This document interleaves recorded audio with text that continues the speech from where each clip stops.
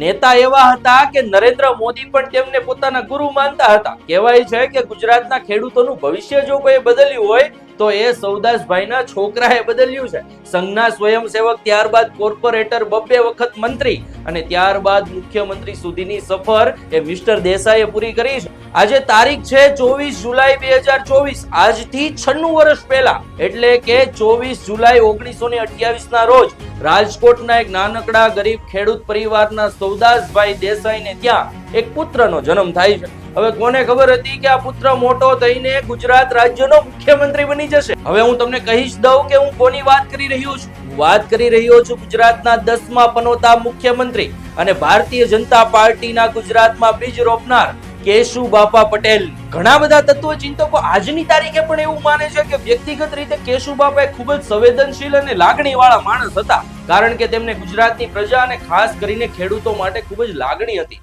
એઓ તેમના માટે કામ કરવા માંગતા હતા, કારણ કે તેઓ પોતે પણ એક ગરીબ ખેડૂત પરિવારમાંથી આવતા હતા. 15 વર્ષની નાની વયે કેશુબાપાએ આરએસએસ એટલે કે રાષ્ટ્રીય સ્વયંસેવક સંઘ જોઈન કર્યું. ત્યારબાદ તેઓ તેમાં સતત કાર્યરત હતા. 1947માં આઝાદી મળી અને ત્યારબાદ નથુરામ ગોડસે દ્વારા ગાંધીજીને ગોળી મારી દેવામાં આવી. આખા દેશમાં આરએસએસ ઉપર પ્રતિબંધ લાદી દેવામાં આવ્યો અને તેમાં ઘણા બધા આરએસએસના નેતાઓને જેલ ભેગા કરી દેવામાં આવ્યા. ત્યારે પણ કેશુબાપાએ પોતાની લડત આપી રહ્યા હતા. ત્યારબાદ કેશુબાપાએ જાહેર જીવનમાં આવ્યા, લોક સેવા કરતા થયા અને તેમાં ને તેમાં એમનું ભણતર છે એ છૂટી ગયું. કેશુબાપા મેટ્રિક પાસ કરી શક્યા નહીં.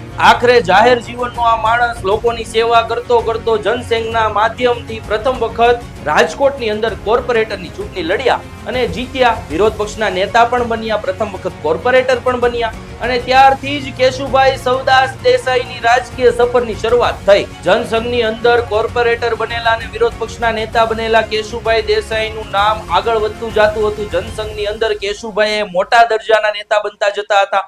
1969 થી લઈ અને 1974 સુધી તેઓ જનસંઘના ઉપપ્રમુખ અને ત્યારબાદ પ્રમુખના પદ પર પણ રહ્યા. હવે આ સમયગાળાની અંદર કોંગ્રેસ પાસે મોટા દરજાના ઘણા બધા પાટીદાર નેતાઓ હતા. અત્યારે ભારતીય જનતા પાર્ટી પાસે છે, પરંતુ એ સમયે કોંગ્રેસ પાસે ઘણા બધા મોટા દરજાના પાટીદાર નેતાઓ હતા. જનસંઘ પાસે એ સમયે પાટીદાર નેતાઓ ખૂબ ઓછા હતા. કેશુભાઈ પણ પોતાની સરનેમ દેસાઈ રાખતા હતા, એટલે વધારે લોકોને એવી ખબર ના પડતી કે કેશુભાઈ પટેલ છે કે કેમ છે, કારણ કે ઘણી બધી જ્ઞાતિઓમાં દેસાઈ સરનેમ આવતી. એ સમયે એમને એવી સલાહ દેવામાં આવી કે તમારે દેસાઈની જગ્યાએ પટેલ લગાવવું જોઈએ અને ત્યારથી જ ગુજરાતના રાજકારણમાં એક નવું નામ આવ્યું, જે નામ હતું કેશુભાઈ પટેલ, કે જેમને એક પાટીદાર નેતા તરીકે આગળ પોતાની છાપ ઊભી કરી અને મુખ્યમંત્રી સુધીની સફર ખેડી. 1975 નો સમયગાળો એ કેશુબાપા માટે ટર્નિંગ પોઈન્ટ હતો. પ્રથમ વખત જનતા મોરચાની સરકાર બની અને તેમાં કેશુભાઈ પટેલને કૃષિ મંત્રી બનાવવામાં આવ્યા. હવે ખેડૂત સાથે અને જમીન સાથે જોડાયેલો નેતા અને એમાંય પાછા એને કૃષિ મંત્રી બનાવવામાં આવ્યા, એટલે સોના ઉપર સુહાગા જેવું હતું. કેશુભાઈ પટેલે ખેડૂતો માટે અનેક પ્રકારના કામો કર્યા, ગુજરાતના ખેડૂતોને અનેક યોજનાઓ દીધી. એના દમ ઉપર મેં તમને પહેલા પણ કીધું કે ગુજરાતના ખેડૂતોનું જો ભવિષ્ય કોઈ સુધાર્યું હોય તો કેશુભાઈ સૌદાસ દેસાઈ પટેલ દ્વારા સુધારવામાં આવ્યું. તો 1975માં જનતા મોરચાની સરકાર બની. એ સરકાર 5 વર્ષ ચાલી અને ત્યારબાદ 1980માં ભારતીય જનતા પાર્ટીની સ્થાપના થઈ. જનસંઘ છે ભારતીય જનતા પાર્ટીમાં વિલીન થઈ ગયું. સતત ને સતત આગળ વધતા રહ્યા. ભારતીય જનતા પાર્ટીમાં કેશુબાપા અને ત્યારબાદ શંકરસિંહ વાઘેલા બંને વ્યક્તિ, કેશુબાપાનો પ એટલે કે પટેલનો પ અને શંકરસિંહ વાઘેલાનો ક્ષ એટલે કે ક્ષત્રિયનો ક્ષ, એમ કરીને પક્ષની રચના થઈ, ભારતીય જનતા પાર્ટીની રચના થઈ.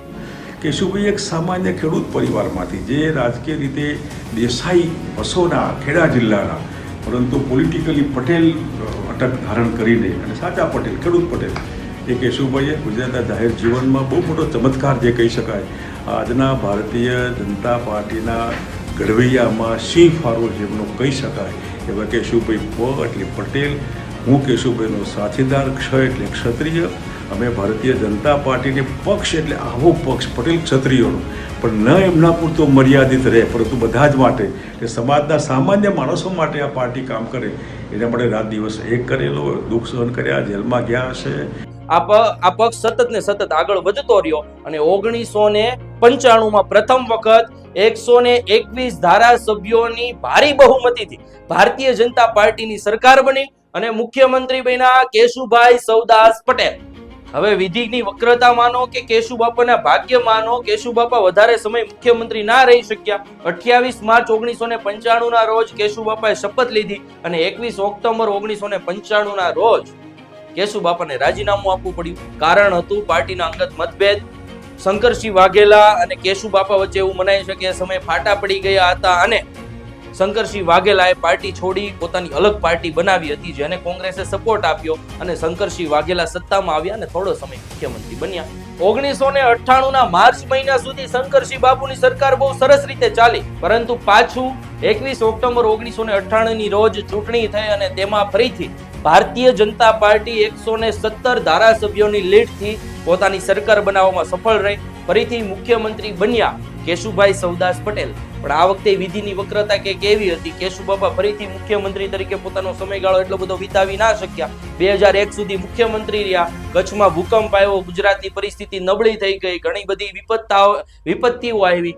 એમાં કેશુબાપાને મુખ્યમંત્રી પદેથી હટાવવાની વાતની ચર્ચાએ વેગ પકડ્યો અને ત્યારબાદ ના છૂટકે કેશુભાઈ સૌદાસ પટેલને એક સારા મુખ્યમંત્રી તરીકે, એક સંવેદનશીલ મુખ્યમંત્રી તરીકે, એક ખેડૂત નેતા તરીકે હોવા છતાં પણ રાજીનામું આપવું પડ્યું.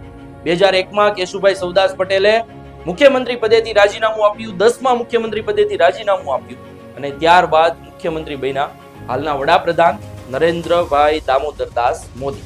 ત્યારબાદ ઘણી બધી વસ્તુઓ એવી થઈ કે કેશુબાપાએ ભારતીય જનતા પાર્ટી છોડી. જે વ્યક્તિએ ગુજરાતમાં ભારતીય જનતા પાર્ટીને ઊભી કરી એ જ વ્યક્તિને ભારતીય જનતા પાર્ટી છોડવી પડી. 2011 કેશુબાપાએ પરિવર્તન પાર્ટીની સ્થાપના કરી. પરિવર્તન પાર્ટી ગુજરાતમાં 2 સીટ ઉપર જીતી. એમ આગળ ને આગળ વધતા રહ્યા. નરેન્દ્ર મોદીએ પણ ક્યારેય કેશુબાપાનું માન સન્માન ન જાળવ્યું એવું બન્યું નથી. સાથે સાથે જ્યારે પણ નરેન્દ્ર મોદીને પણ સરકાર ચલાવવામાં માર્ગદર્શનની જરૂર પડી છે ત્યારે એમણે કેશુબાપાનું માર્ગદર્શન લીધું છે. એના પણ ઘણા બધા વિડીયો ફૂટેજ આજે પણ ઘણી બધી ચેનલો અને યુટ્યુબ ઉપર મોજૂદ છે. 2020 કેશુબાપાને કોરોના થયો. કોરોનાની મહામારીમાં કેશુબાપા પણ કોરોનાથી સંક્રમિત થયા અને લાંબો સમય બીમાર રહ્યા બાદ અંતે 2020 કેશુબાપા સ્વર્ગવાસી બન્યા. અને ત્યારબાદ ગુજરાતના એક એવા ખેડૂત નેતા, એક એવા સંવેદનશીલ ખેડૂત નેતા કે જેમને ગુજરાતના રાજકારણમાં એક ટોપ લેવલના વ્યક્તિ માનવામાં આવે છે, એને ગુજરાતે ગુમાવ્યા. આ છે કેશુબાપાની કહાની.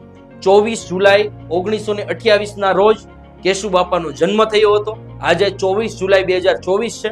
આજે કેશુભાઈ સૌદાસભાઈ દેસાઈ એટલે કે કેશુભાઈ સૌદાસભાઈ પટેલની જન્મ જયંતિ છે. એમની જન્મ જયંતિ એમને